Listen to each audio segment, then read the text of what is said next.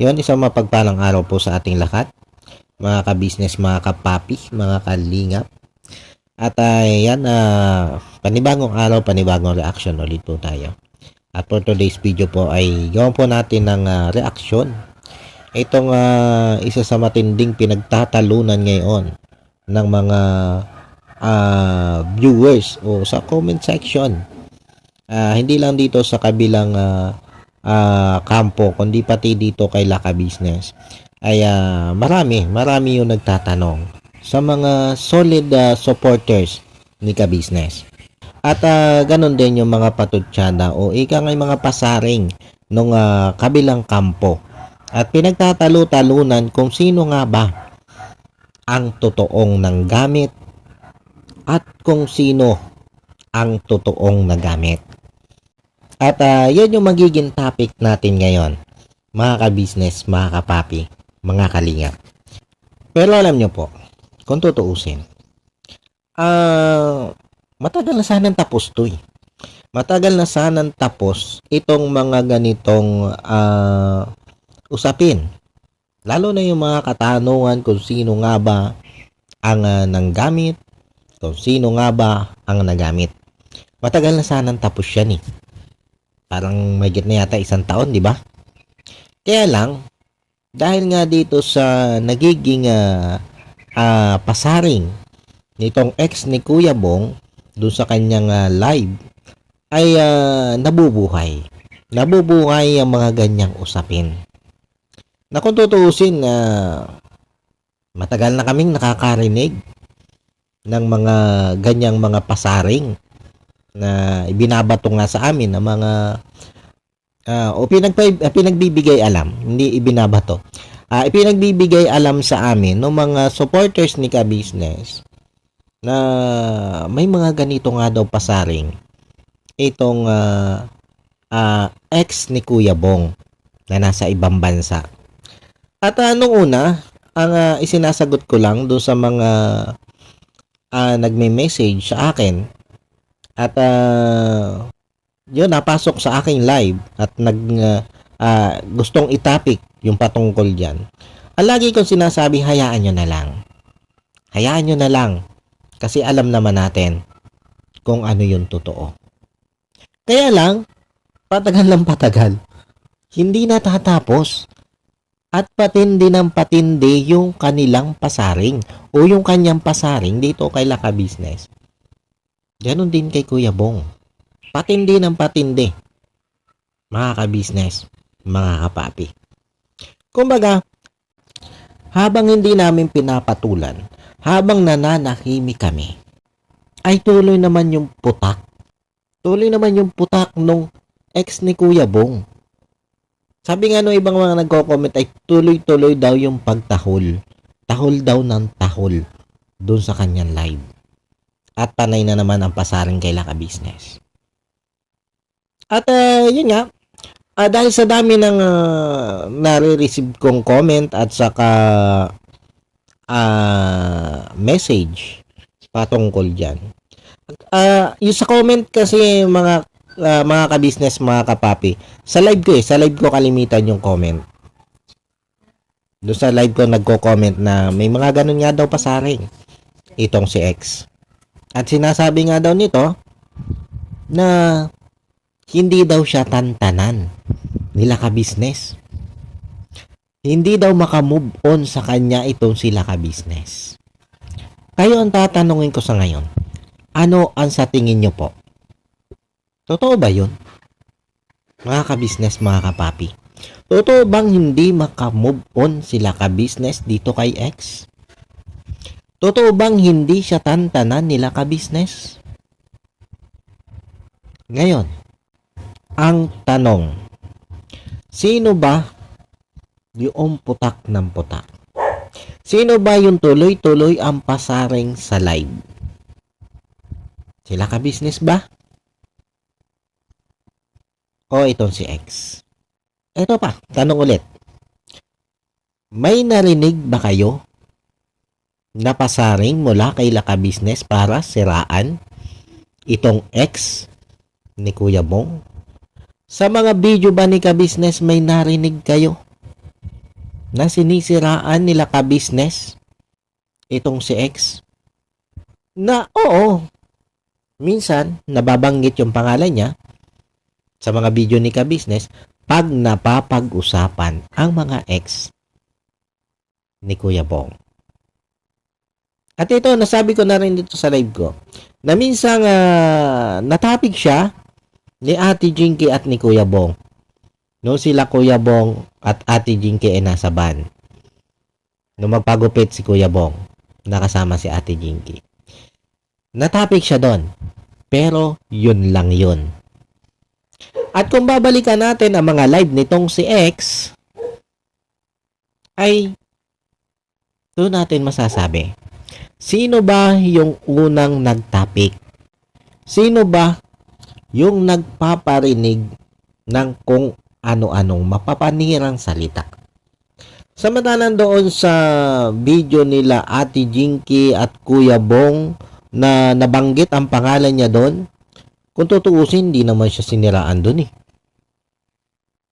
Pinagbawalan lang ni Ate Jinky na manood ito si Kuya Bong doon sa mga video o live nung ex. Kasi nga daw, ay may girlfriend na si Kuya Bong. Yun lang, pero wala kayong narinig na paninira doon. Wala. Walang paninira doon. Pero, pag dito naman kayo pumunta sa live ni X, kabaligtaran. Dahil dito, sa live ni X, wala kayong maririnig na magandang salita para kay Laka Business. Wala. Puro paninira ang lumalabas sa kanilang mga bibig. Doon sa comment section, ganun din. Puro mga mapapanirang pasaring ang binabanggit nila, ang ikino-comment nila para dito kay Laka Business. At syempre si host ay bigay na bigay din yung mga pasaring niya para dito kay Laka Business. Tapos sinasabi ni host, hindi makamove on si Laka Business. Yun ang sinasabi ni host. Ngayon sa ginagawa niyang ito, sino nga ba yung lumalabas na hindi makamove on? Sila ka-business ba na wala na mga inilalabas na hindi magandang salita laban sa kanya? O siya? Nawala yatang live itong si X na hindi pinapasaringan sila ka-business. At pinagpustahanan pa nga itong si Kuya Bong. Diba? Ngayon, kayo ang humusga. Sino nga ba ang totoong hindi makamove on?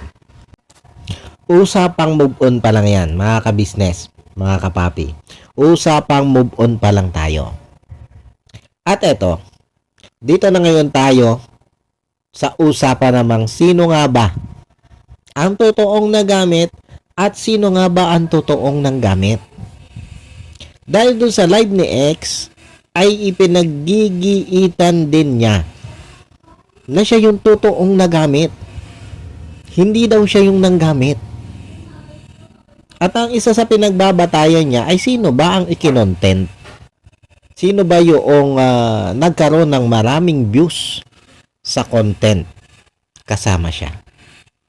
Maganda yan. Magandang pag-usapan yan. Mga ka-business, mga kapapi. Totoo naman.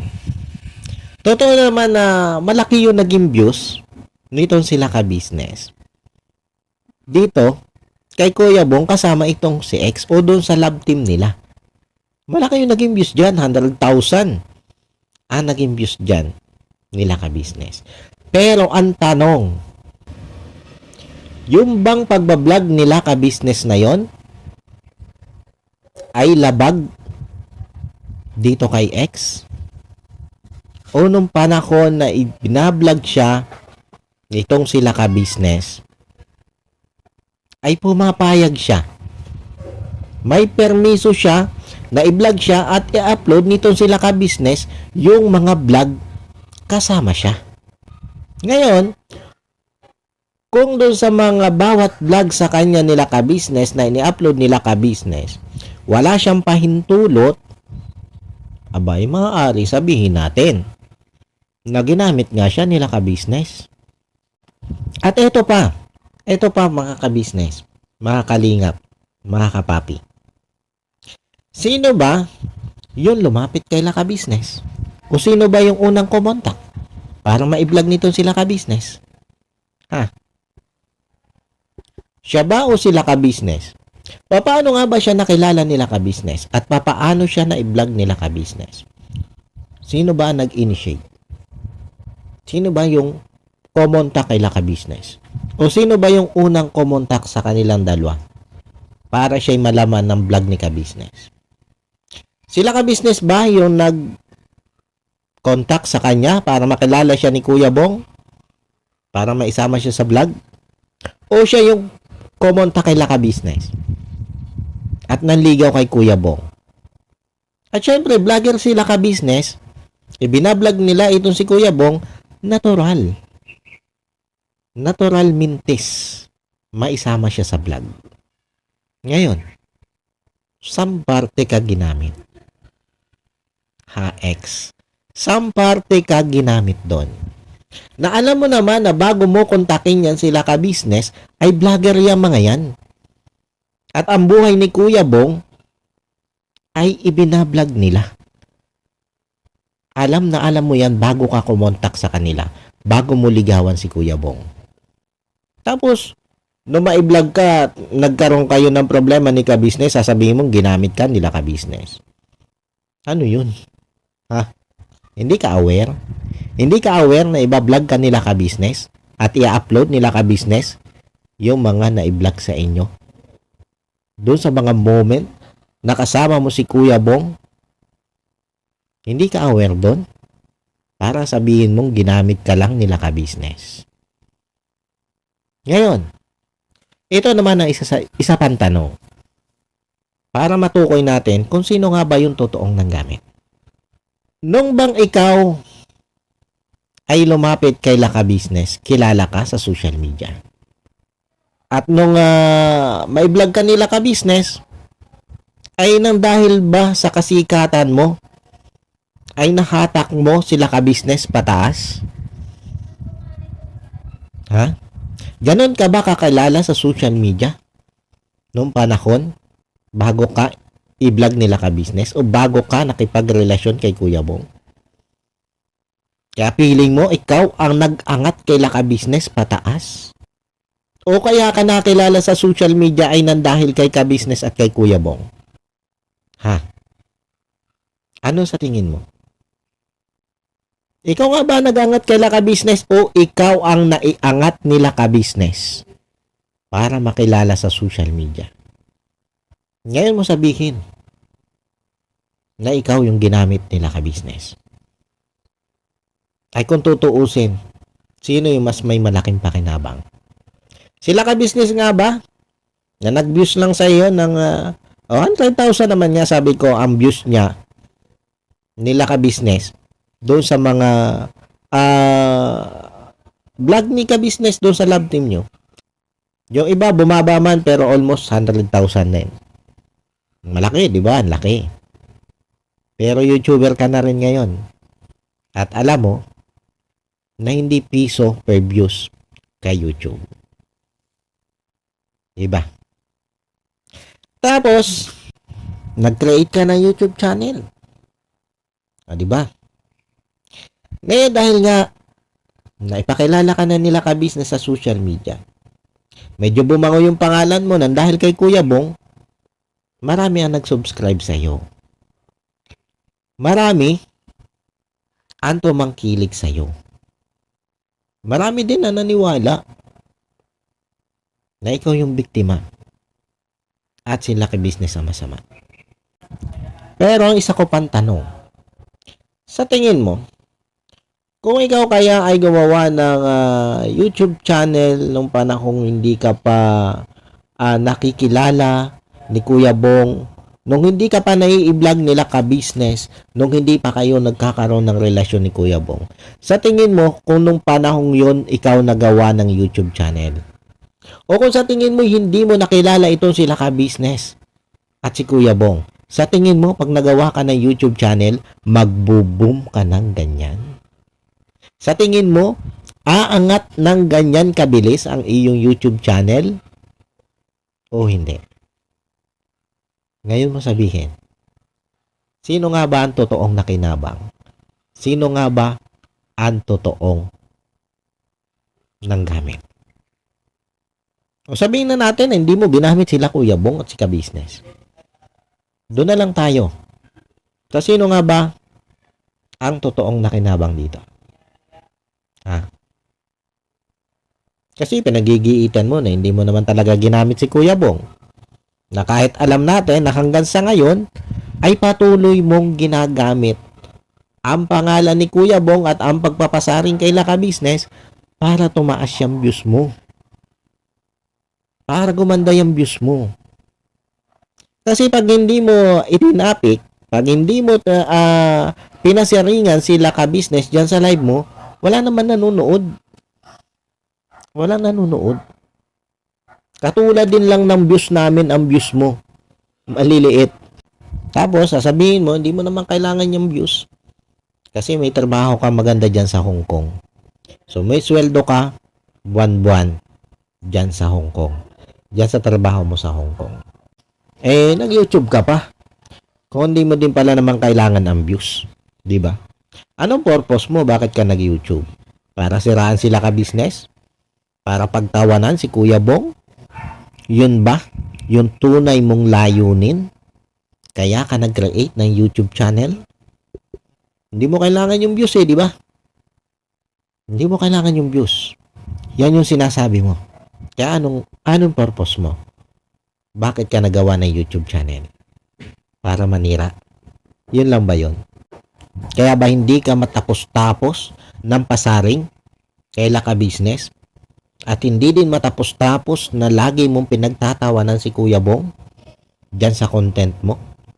At nagawa mo pa nga pagpostahanan si Kuya Bong dyan sa live mo kasama ng mga supporters mo?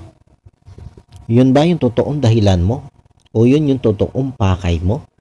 Kaya ka nagawa ng YouTube channel? Huwag naman ganun. Huwag ganun.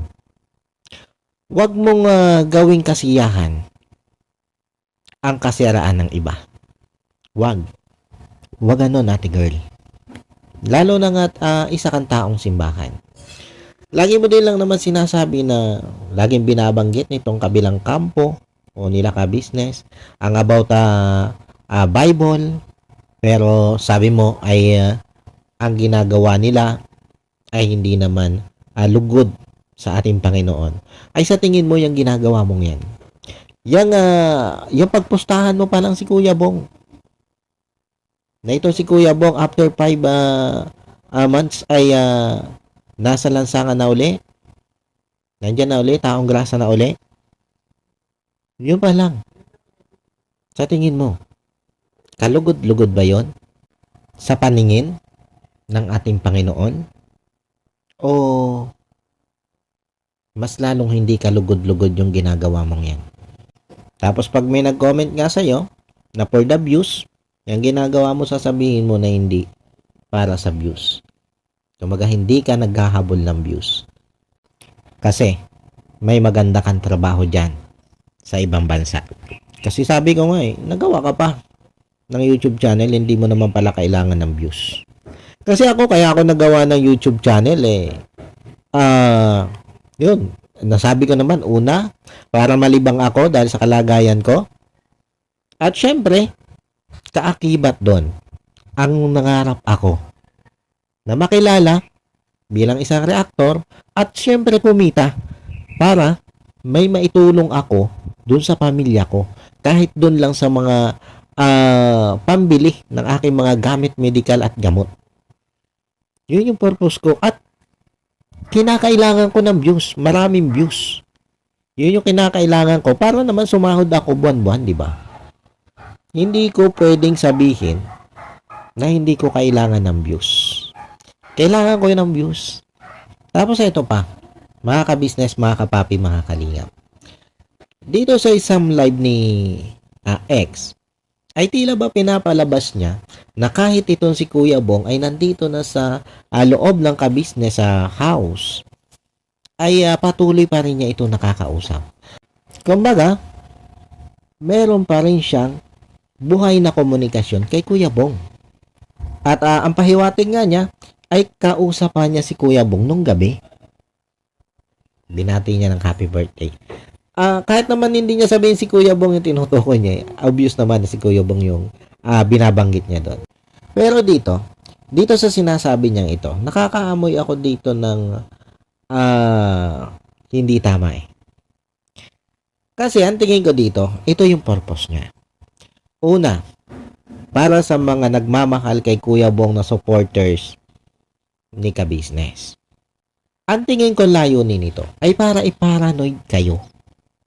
At isipin nyo na nakakagawa pa rin si Kuya Bong ng paraan para makausap itong ex niya. At mas lalo kayong galitin. Mas lalo kayong panggalaitihin sa galit dito kay ex. Na sa ganun, ay bawat live nga naman niya ay aabangan nyo. Aabangan nyo yung bawat live niya, papanoorin nyo, at titingnan nyo kung talagang may ebidensya ng inilabas itong si ex na nakausap talaga niya si Kuya Bong. Yan yung una niyang purpose dyan. Para nga dumugin itong kanyang live. Para dumugin ang mga supporters ni Kuya Bong. Para mapatunayan talagang nakakausap niya si Kuya Bong.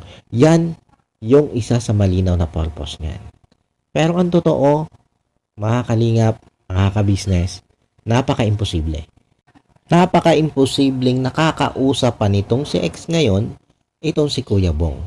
Maaaring nung si Kuya Bong ay umalis dyan kay Ka-Business, maaari talaga na nakausap niya ito. Pero ngayon, na nasa Ka-Business house na itong si Kuya Bong, ay patuloy pa rin yung nakakausap si Kuya Bong. Di ba? Napaka-imposible niyan. Na kung tutuusin na hindi naman ipinagbabawal ni Ka-Business na magkausap sila ni Kuya Bong.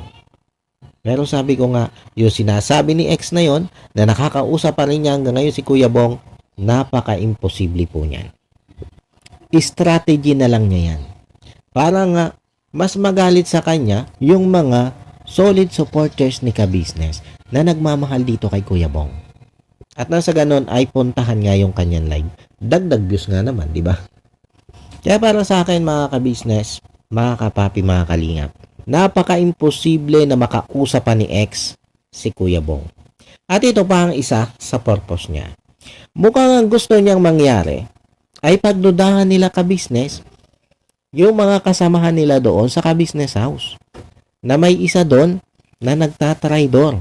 Na may isa doon na panig dito kay ex. Ganun. Ngayon, napakalabong mangyari naman yan. Dahil si Ka-Business, siya yung tipo ng tao na hindi basta-basta naniniwala ng walang sapat na dahilan. Sabi ko nga doon sa akin live no nakaraan, mukhang in-underestimate ni ex si Ka-Business. Sa tingin niya, maniniwala si Ka-Business na may isa sa membro ng Ka-Business family na magtatraidor kay Ka-Business at papanig dito kay ex. Di ba? Yan yung malinaw na purpose niyan. At kaya doon sa mga Ka-Business supporters na nagmamahal kay Kuya Bong, huwag kayong mag-alala. Huwag kayong mag-alala at huwag kayong maniwala sa pinagsasasabi niyan. At kung ayaw nyo na makarinig na ng mga ganyang ika nga ay nilubid na salita, na walang katotohanan ng salita, huwag na lang po kayong pumunta dyan sa live niyan si X para hindi na rin sumama yung loob nyo. Kasi ang purpose nga niyan, pasamain yung loob nyo. At parang araw-arawin nyo siyang panoorin. Yun yung purpose niyan. At pag ganun yung nangyari, lagi nyo siyang pinanood dahil nga inaabangan nyo na baka nga nakakausap niya si Kuya Bong, nanalo siya. Panalo siya kasi nagtagumpay siya. Doon sa purpose niya, di ba? Nagawa niya kayong panoorin sa kanyang live araw-araw. Nagawa niyang papuntahin kayo sa kanyang live araw-araw. Di ba? Kaya tagumpay siya. Kaya para biguin ang kanyang layunin na yan, na sa tingin ko hindi maganda, ay wag na lang natin siyang panoodin. Wag na lang natin siyang puntahan. Yun yung pinakang magandang gawin natin. Di ba mga kalingap, mga kabisnes, mga kapapi? At yun, paano po? Medyo mababa na po itong ating nagawang reaction video patungkol nga po dito sa mainit na pinagtatalunan na kung sino nga ba ang tunay na nanggamit at kung sino ang tunay na nagamit. At sana po nagustuhan nyo itong aking reaction video na ito. At muli po ay maraming salamat po sa patuloy na sumusuporta sa akin. Maraming salamat po sa inyong lahat. At yun, bago po tayo tuloy magtapos ay syempre, wag lang po natin kakalimutan patuloy na suportahan Ka-Business Official, Papa Dins TV, at Ka-Business Family. At syempre ganoon na rin po ang ama ng Kalingap na walang iba po kundi si Kuya Bal Santos Matubang. At ganoon na rin itong si Kalingap Rob, Ate Edna Vlog na may bakay nito si Kuya Bal Santos Matubang. Patuloy lang po natin silang suportan. At ganoon na rin po ang may bahay ni Kalingap Rob na si Ma'am Jack Tapia Matubang. At ganoon na rin po ang lahat ng kasamahan kong reactor dito sa Ka-Business. At ganoon din sa Kalingap sa Karepa. Patuloy din po natin silang suportahan. At ganoon din po ang lahat ng Kalingap partners. At yan, muli po ay maraming salamat. God bless po sa ating lahat. I love you all. Bye-bye.